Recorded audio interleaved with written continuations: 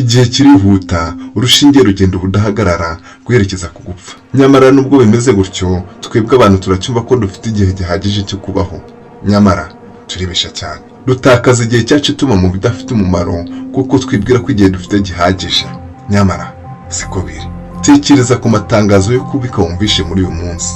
Ndatekereza ko yuza gusanga ari menshi cyane. Muri abo basoje urugendo rwabo rw'ubuzima ku isi, harimo abasaza bari mu myaka 100, harimo abari muri za 50, harimo abasore n'inkumi, harimo ibitambambuga ndetse n'abapfuye bakivuka, ndetse kandi hari n'inda zavuyemo mbere y'uko igihe cyo kuvuka kigera. Uhitekereza kuri icyo kimenyane kiri muri ibyo?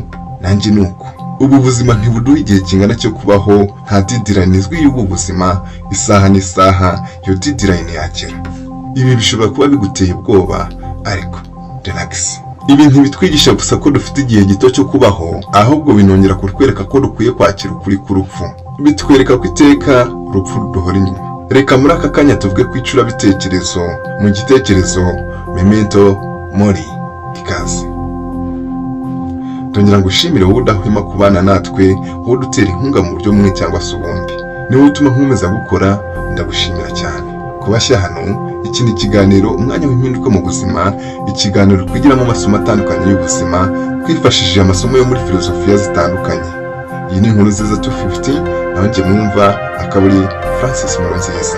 Ntibagirwe gukora subscribe kugira ngo ibiganiro nk'ibi ngibi bigere ku bantu benshi, kandi nawe ibindi biganiro bishya tuzakora bizahita bikugeraho ako kanya.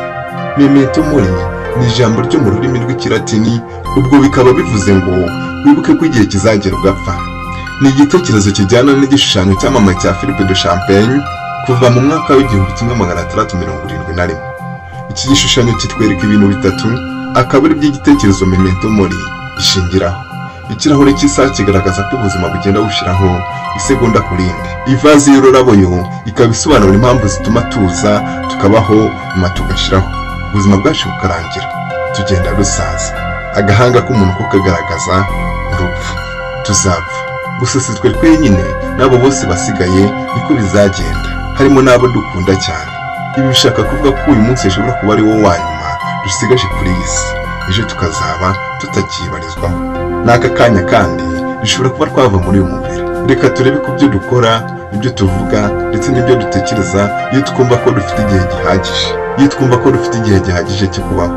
Nk'uko byanditswe na Marcus Aurelius agira ati, nibyo abantu bamwe na bamwe bagerageza gukora ibyo batekereza ko byabashimisha mbere y'uko bapfa, ariko mu gihe ugendera ku mahame ya Stoicism, nta mahitamo yandi uba ufite usibye kugerageza kubaho witwara neza mu buryo bwose bushoboka. Hari umuntu ukunda ukaba wumva ko ukwiye kubimwereka? Bikoro, babwire ko bakunda ubu, sura abawe ubu, ubite nk'uko bikwiye. Kuri mani byemewe mani.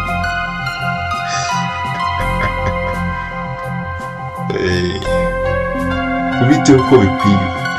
Hari umuntu wahemukiye, iki nicyo gihe cyiza cyo kwiyunga nawe. Hari umushinga wumva witeguye gukora, iki nicyo gihe cyiza cyo kuwutangira. Kuko twibwira ko dufite igihe gihagije, duhora twimura ibyo twakagombye gukora ubu ngubu, tukibwira ko tuzabikora neza ejo. Gusa Memento Mori irakwereka ko wibeshye. Igihe cyiza dufite cyo gukora ibyo dukwiye gukora kandi byiza ni uyu munsi. Gutekereza ku rupfu ubwabyo biteye ubwoba, bitera agahinda, bishobora kuba kandi byadusha intege, ntidushire mu bikorwa imishinga yacu dufite. Ibi ntibiterwa n'urupfu bwarwo, ahubwo biterwa n'uko dutekereza urupfu n'ishusho turuha. Umucurabwenge Epictetus avuga kuri bati, abantu ntiduhungabanwa n'ibintu bwabyo, ahubwo duhungabanwa n'uko tubitekereza. Dusenywa kandi tukubakwa n'ibyo dutekereza. Nk'urugero, urupfu bwarwo, ibyo turutekerezaho nibyo bidutera ubwoba. Iyo bitaba ibyo, ubwo bwoba bw'urupfu buba bwaragaragaye no kuri Socrate. Epictetus, turikiraho gutinya urupfu, ahubwo tukarwakira nk'ikintu kamere kigomba kubaho muri ubu buzima, nk'uko n'ubuzima bwarwo rutabaho, twahora twiteguye. Irindi somo dukura muri iki gitekerezo Memento Mori ni kwitegura. Nibyo, tuzabura abacu rimwe na rimwe, kandi hari ubwo bizaba mu buryo butunguranye. Bizaba ngombwa ko tuba twariteguye ko ibyo bishoboka. Subira inyuma mu mateka ya muntu, cyangwa se urebe ibiri ku uyu munsi mu bice bitandukanye by'isi, urasanga ko kuri iyi si huzuyemo impfu nyinshi. Nubwo waba ugendera ku mahame ya Stoicism akadomo ku kandi, ibyo ntibikubuza kuba umuntu. Bityo rero nk'umuntu mu gihe uzaba uzi uwawe ntuzabura kubabara kuko uzaba uhombye umuntu w'agaciro. Gusa tekereza kuko wimba mu gihe hapfuye undi muntu utazi mutagize na kimwe muhuriramo muri uyu muryango mugari tubarizwamo. Amahirwe menshi kuko utamuzi gupfa kwe ibyo ntibisanzwe. Ariko se wawe wagiye bigenda gute? Bifata nk'ibidasanzwe.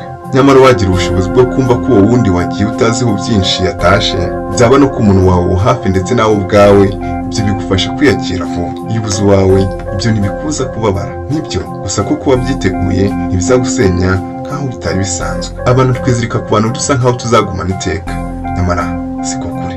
Iteka haba hazagera igihe tugatandukanywa n'urupfu. Turekera ku kwizirika gusa tukakira uko kutabaho iteka, twaba tumeze nk'abagerageje kwitegura, gusa kubabara byo ntibizabura. Kumenya ko bibaho ko nawe isaha izagera bikaba uko, ibyo bizatuma wumva ko wagize ibyago ukwiye kumufata mu mugongo nubwo yaba ari umunyamahanga utagize na kimwe muhuriramo. None turapfuye, ese tujyahe? Ibyo bituzana mu myizerere nyobokamana, mu ijuru, mu gihugu cy'isezerano, paradizo, isi nshya, nirvana ndetse n'ahandi wizera ko umuntu ajya nyuma y'ubu buzima. Ibyo dushobora kuba tutabihurizaho twese, ariko icyo tuzi twese neza ni uko igihe kigira tugapfa.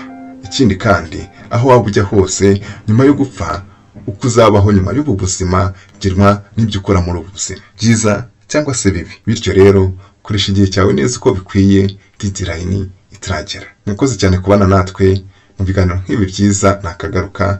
Ntimugende mudakoze subscribe. Mwari kumwe nanjye Francis Nkuranziza. Bye.